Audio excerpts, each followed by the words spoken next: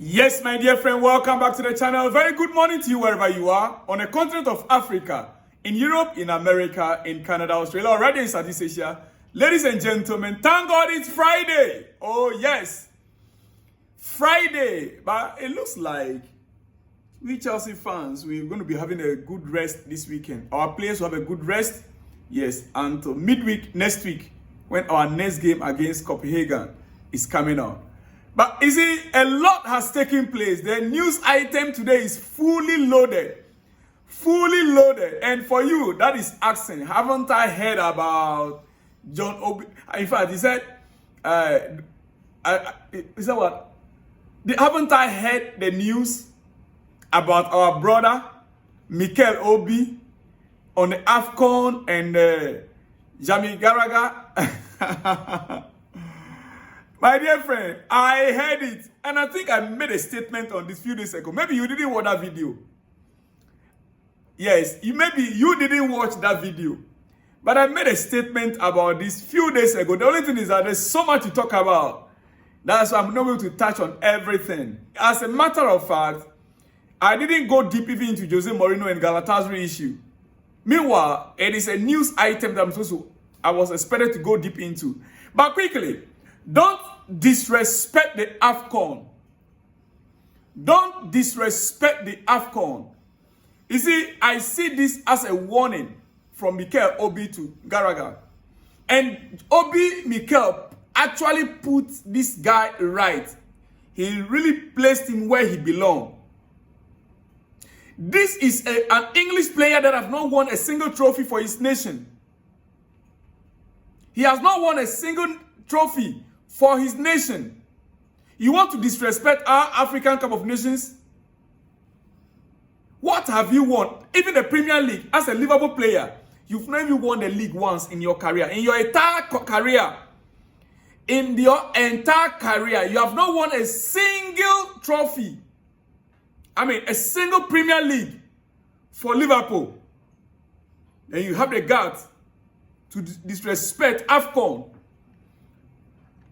The Afcon that teams around Africa, they invest millions of dollars to win.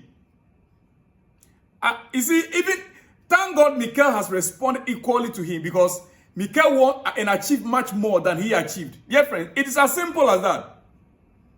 If he wants, you can meet Mikel on the podcast one-on-one. He should count how many trophies he won, and let Mikel or come and meet Essien, how many trophies Essien won, and how many trophies Didier Drogba won, in addition to the Afcon. And he should also count how many trophies he won.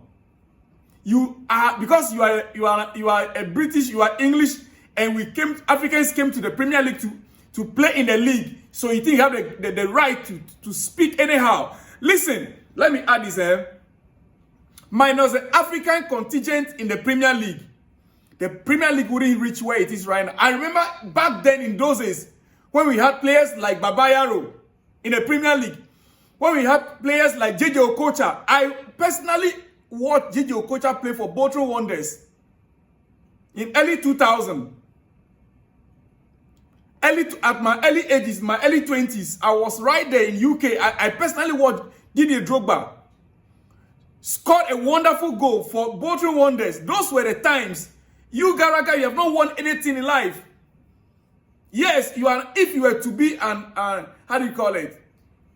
A different nationality, you wouldn't have even qualified to play for English national team, because right there in your own club, you have not achieved anything.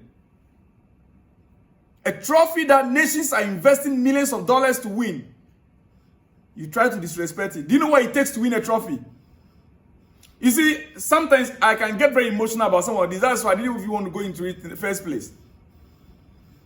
But Mikel was on point. He actually placed him where he belongs. Most of these guys, so-called pundits, do you know the most annoying aspect of it? Some of them try coaching and they fail miserably. Some of them try coaching and they fail, especially this Liverpool so-called legends and Manchester United legends. These two clubs, United legends and Liverpool, they try coaching and they failed miserably. They failed miserably. How many Liverpool ex-coaches try to coach their own team? How many United ex-player, how many Liverpool ex-player tried now to coach their own team? Gerrard could not even touch his own club. Manchester United, what's his name?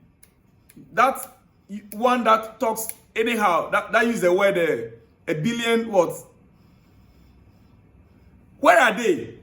Why can't they go and manage their clubs? They try coaching and they fail miserably. Yet they'll sit with it because they have the power to speak into the microphone. They have a microphone. They are being paid to talk. It's as simple as that. So they feel they can just talk any trash. I'm happy Mikel responded, dear friends. And it's not just that. Many people also responded. But because of time, I cannot go into all. So, dear friends, it's not as if I didn't watch it or I didn't see it. I have nothing. The fact that the issue has been responded to already, that is why I didn't deem it fit to now talk about it here. Quickly, let's move on to important issues here. Dear friends, all right, before I go to some shout out, I have a shout out. Okay, before I go to the shout out, I have some shout out for you. Don't go anywhere. Let me go straight away to our ownership. I'll end there. Todd Boehly speaking. Our co-owner, Todd Boehly speaking, dear friend, has said a lot in the past days. Todd Boehly has said a lot in the past days, dear friends. And to be honest with you, some of the words of Todd Boehly are just irritating, annoying, provocative. You may say I misunderstood him. No, I did not. We take men by their words. We take men by their words. As a matter of fact, when I listened to Todd Boehly spoke yesterday, I just realized one thing. It's all what Enzo Maresca has been saying all these whiles. I was not given the job to qualify this team for Champions League. I was not given the task to qualify for top 4. I was not given a job to, to win a trophy. Everything Todd Boehly said yesterday. Dear friends, now let's get started. In 5 minutes, I am off from this place. Regarding Chelsea's strategy, Todd Boehly is asked if he would do it differently if he were taking over Chelsea now. Do you know what the answer he gave? I don't look in the rear mirror. He says, I don't look in the rear mirror. Do you know what that means? In other words, it's past and gone. I don't think about the past. I don't think about the past. You made a mistake and you are being asked, if you have an opportunity, will you do it better? Answer is simple, yes or no. Yes, I would have done it better. With the experience that I have now, I will do better if I'm to start afresh. No, I would have repeated the same mistakes. Acknowledging the mistakes of the past can shape the future. But you see, why I got this thing very, very annoying is that he failed to acknowledge that mistakes were made from the very beginning. He failed to acknowledge that they messed up the club from the beginning. Now, he said a lot of things, and if you want to listen to all, you'll be angry. Boehly was asked to explain Chelsea's strategy. Todd Boehly was asked to explain Chelsea's strategy, and this is what he said. He said, we look at how do we put together a team that stays together.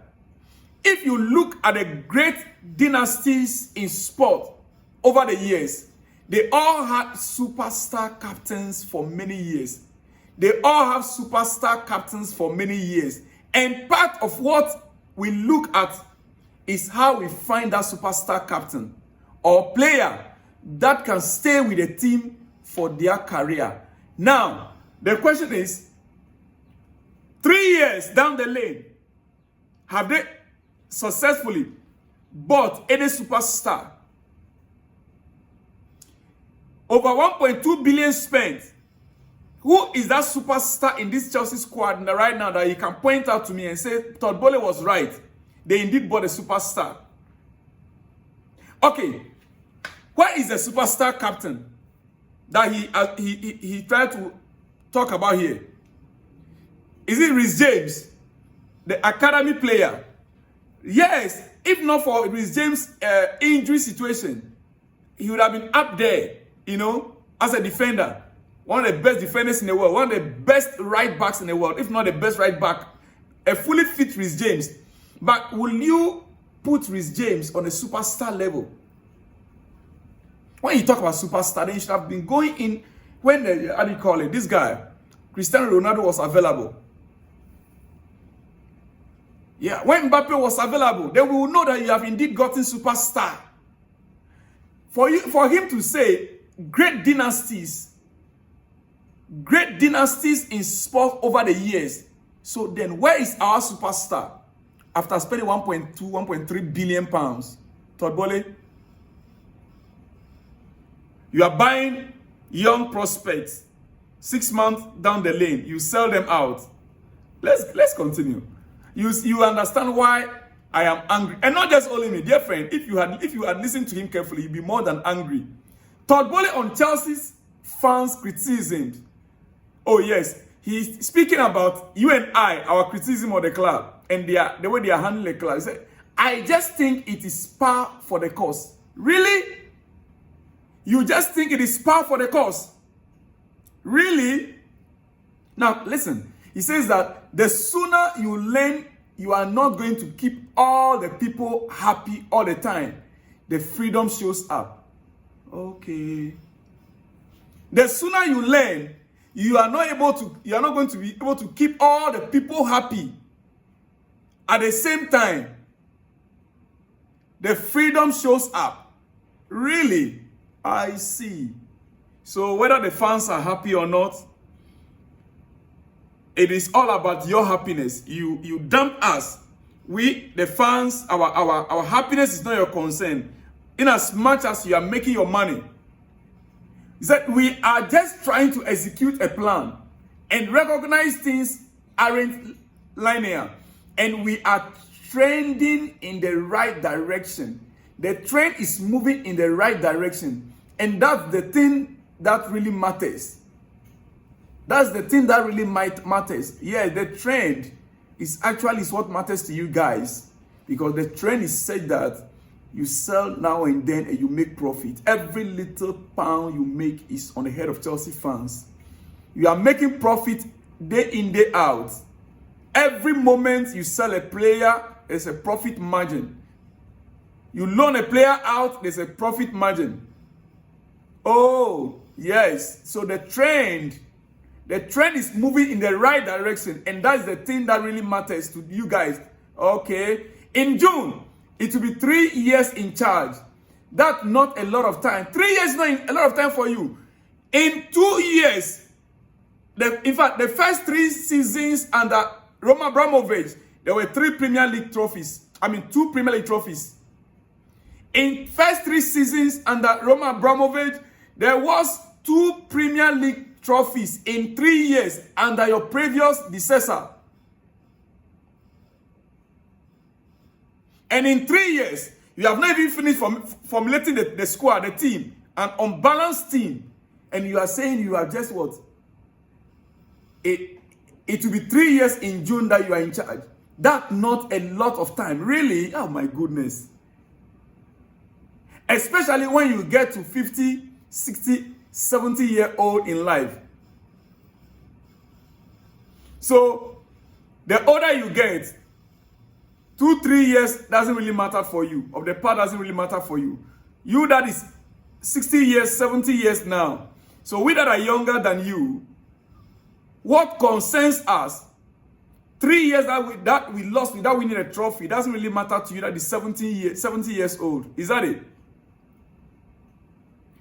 Listen to how he concluded this. He said, it's a whirlwind of activity and steep learning curve. But I think that's also a good thing. Todd Boehly, I wish you know what exactly is going through the mind of Chelsea fans right now. I cannot read all out. I'll have to come back and continue this. Because if the protest that was staged a few days ago. If this is the mentality that you, Todd Boehly, and the other owners, clearly Capital Group, if this is the mentality, then it's like we wasted, Chelsea fans just wasted their resources, wasted their time. But hey, watch out. The next one will be massive. It will crack your brain. You give you sleepless nights.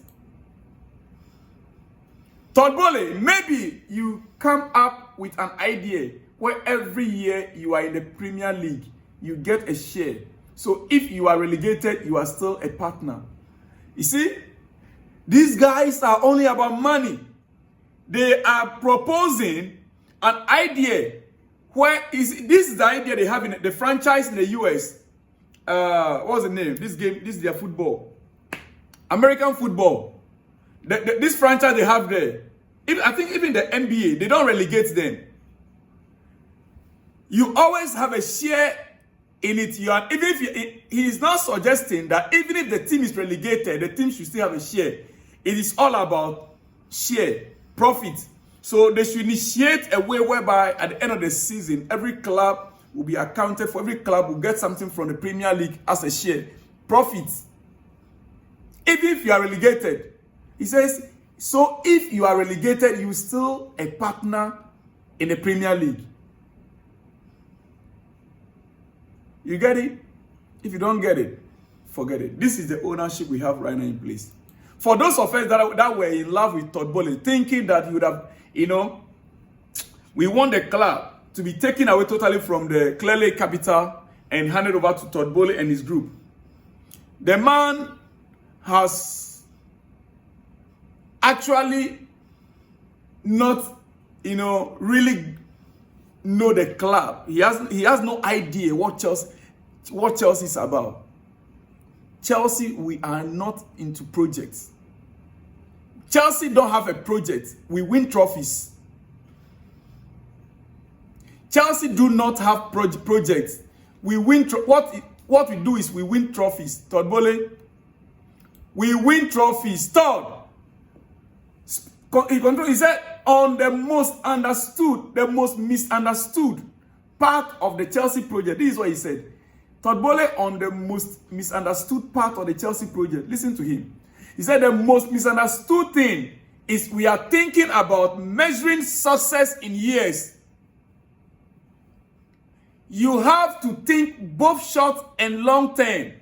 We are focused on the combination on both those things and seeking the best way to execute. Short term,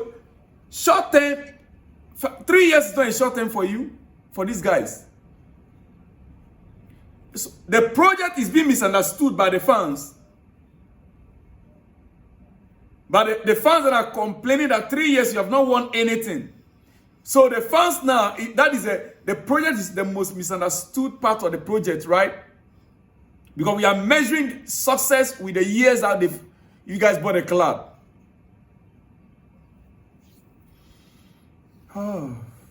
Let me conclude here. There's still much more to talk about, but let me just conclude. I'll be back. Speaking about strikers, this is where my mind got blown off. This is where my mind got blown off listening to him.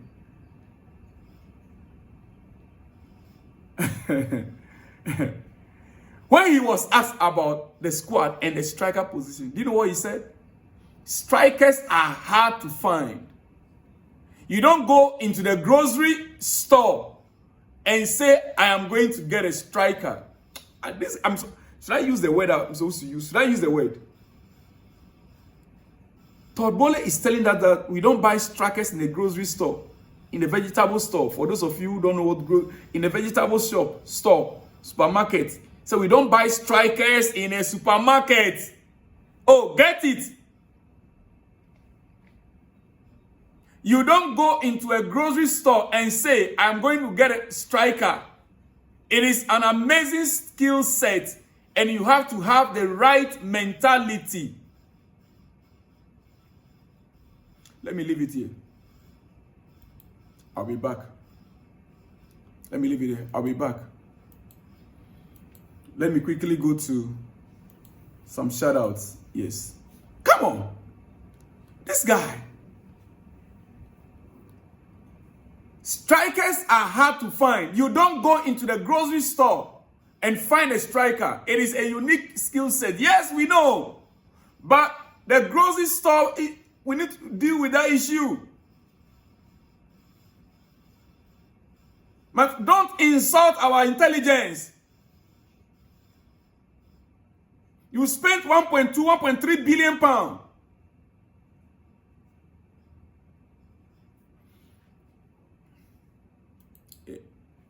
Should I say it as well? No, not yet. It's not. Dear friends, I'm trying to get some shout outs for you guys before I go. Yes. Okay, let me come back. In the next one, I'll give you all the shout out I need to give you. I'll see you all in the next one when you see me, dear friends. Shalom and peace.